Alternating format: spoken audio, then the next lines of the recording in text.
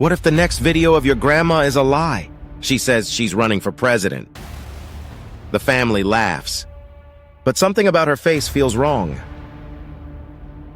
Turns out it's a deepfake. AI stitched it together. Her voice, her face, her mannerisms. Feels cool, right? Or is it the start of a digital nightmare? When truth can be manufactured, how do we know what to trust anymore? Hey everyone! Welcome to Thought Rewired, the place your algorithm didn't want you to find. Before we dive further into the issue at hand, a quick disclaimer. This video features AI voiceover and select AI visuals for clarity, visual depth, and educational purposes. Script writing, editing, and production were done in-house by Thought Rewired, committed to making complex ideas accessible, intelligible, and impactful. Today we're turning to two famous philosophers, Aristotle and Immanuel Kant, to help us make sense of this modern mess. Let's break it down in simple terms. Aristotle says, find balance. Kant says, respect people. Together, they can help us create better, safer tech. Aristotle, the OG philosopher, believed that good behavior lives between two extremes. He called this the golden mean. Like courage, it's the middle ground between recklessness and cowardice. Not too much, not too little. Now apply that to deepfakes. On one extreme, people go wild, using deepfakes for scams, fake porn, political lies. On the other side, some folks say, ban it all, no more digital creativity. But Aristotle would say, hold on. There's a middle path.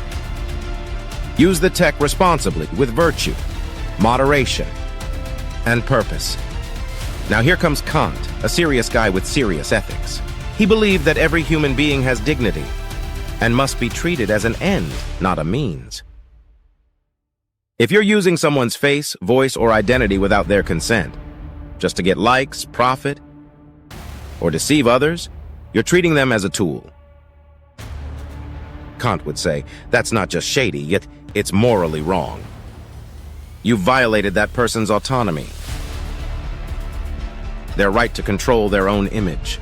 So what if we bring Aristotle and Kant together? Aristotle tells us to be responsible developers, creators, and users. To act with balance, it's not obsession.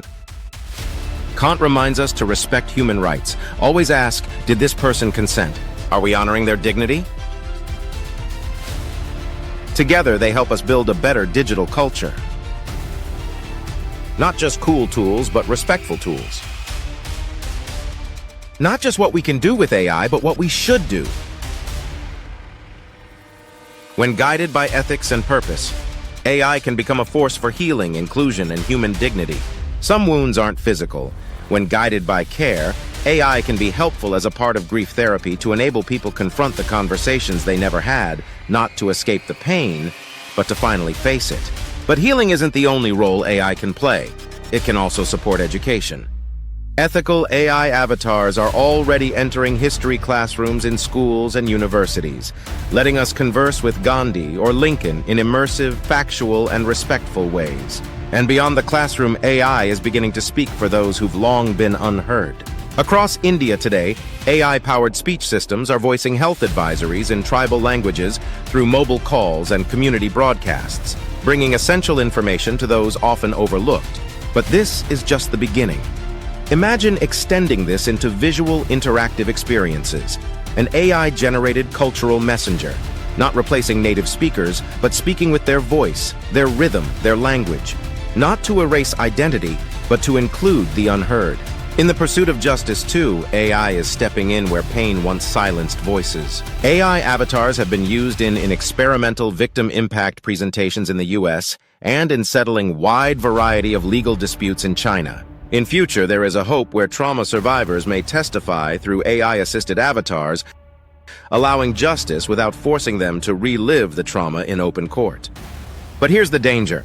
When avatars can mimic emotion, memory, and truth, what's to stop them from faking it? Aristotle would call this a failure of balance when technology untethered from virtue becomes deception.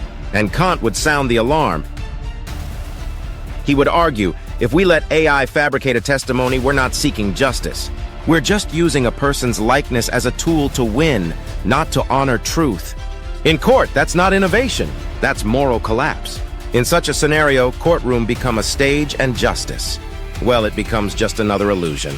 This isn't science fiction.